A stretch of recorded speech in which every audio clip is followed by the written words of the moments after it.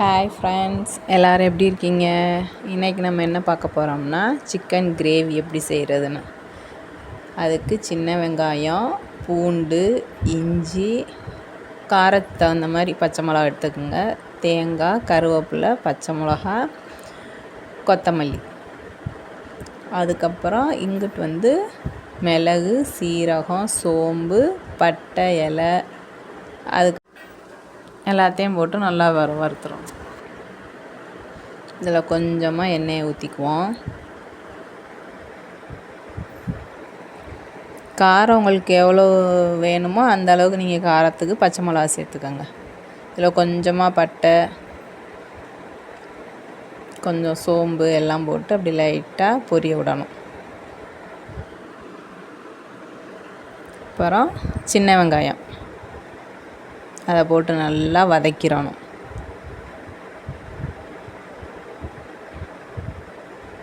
இந்த அளவுக்கு வதக்கிட்டு அதிலேயே வெங்காயம், தக்காளி, பச்சை மிளகா, கருவேப்பிலை எல்லாம் போட்டு வதக்கிடுங்க.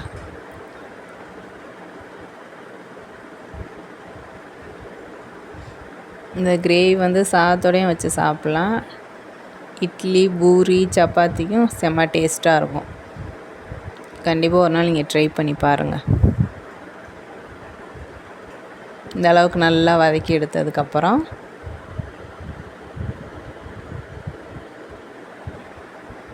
நல்லா வாஷ் பண்ணி வச்ச சிக்கன் அதில் போட்டுற வேண்டியதான். அதையும் போட்டு நல்லா அப்படியே ஒரு கிண்டு நம்ம ஸ்டைலில் அப்படி ஒரு கிண்டு இப்படி ஒரு கிண்டு நல்லா பெரட்டி விட்டுறணும்.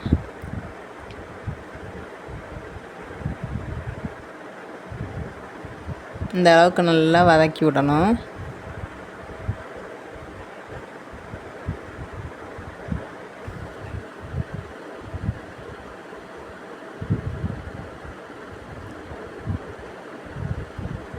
நல்லா அந்த அளவுக்கு வதங்கி இதில் கொஞ்சமாக மஞ்சத்தூள், ஒரு அரை ஸ்பூன் மஞ்சத்தூள் போட்டுங்க. அதையும் நல்லா கிண்டி விட்டுருவோம்.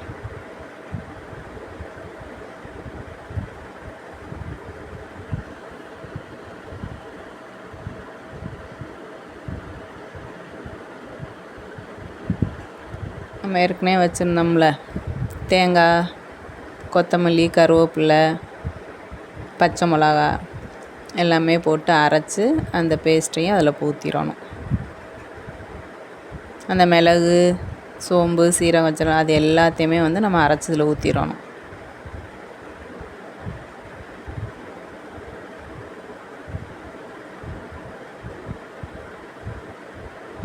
இஞ்சி, பச்சை மிளகா, கொஞ்சம் சின்ன வெங்காயம், பூண்டு, கொத்தமல்லி, கருவேப்பிலை, தேங்காய், சோம்பு, மிளகு, சீரகம், அந்த பட்டை இலை இது எல்லாமே மொத்தமாக நம்ம அரைச்சி இதில் இப்போ ஊற்றியாச்சு. ஏற்கனவே பச்சை மிளகாலாம் போட்டிருக்கோம். காரம் உங்களுக்கு எப்படிங்கிறத நீங்கள் பார்த்துட்டு போடுங்க. நான் அப்புறம் 1.5 ஸ்பூன் மிளகாப்பொடி வேறு இப்போ இதில் போடுறேன். உங்களுக்கு காரம் பார்த்து நீங்கள் போட்டுக்கோங்க. நெய் போட்டு நல்லா அப்படி வதக்கி விடணும். அந்த பச்சை ஸ்மெல் போகிற வரைக்கும் அப்படி கொஞ்சம் கிண்டி விடணும். டேஸ்ட் உண்மைக்குமே வேறு லெவல் சூப்பராக இருக்கும்.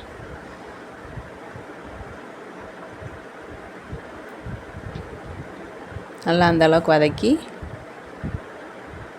கொஞ்சமாக அதில் உப்பு போட்டு அதையும் நல்லா வதக்கி விட்டுறணும்.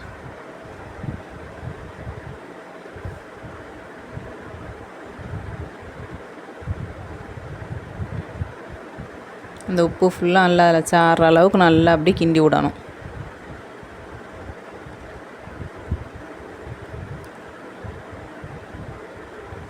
நம்ம ஏற்கனவே அந்த பேஸ்ட்டு ஊற்றிட்டோம். அதில் இருந்த மிச்சம் தண்ணியை ஊற்றி அதிலே ஊற்றி நல்லா வேக வைக்கிறதுக்காக அந்த தண்ணியை அப்படியே கலந்து ஊற்றியாச்சு.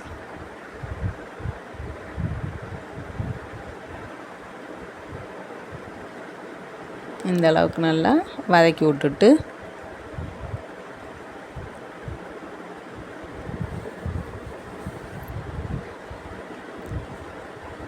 விசில் போட்டு மூடிட வேண்டியதான்.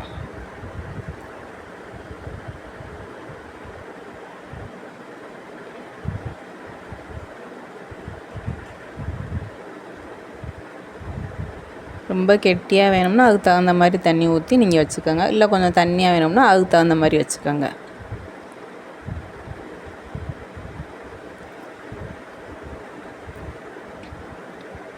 நல்லா இப்போ சூப்பராக கிரேவி ரெடி ஆயிடுச்சு. நம்மளுடைய சிக்கன் கிரேவி சூப்பராக ரெடி ஆயிடுச்சு. நீங்களும் கண்டிப்பாக ட்ரை பண்ணி பாருங்கள். அக்கா சேனலுக்கு சப்போர்ட் பண்ணுங்கள், லைக் பண்ணுங்கள், ஷேர் பண்ணுங்கள், கமெண்ட் பண்ணுங்கள், சப்ஸ்கிரைப் பண்ணுங்கள். நீங்களும் கண்டிப்பாக இதை ட்ரை பண்ணி பாருங்கள். சூப்பரான கிரேவி ரெடி, சிக்கன் கிரேவி.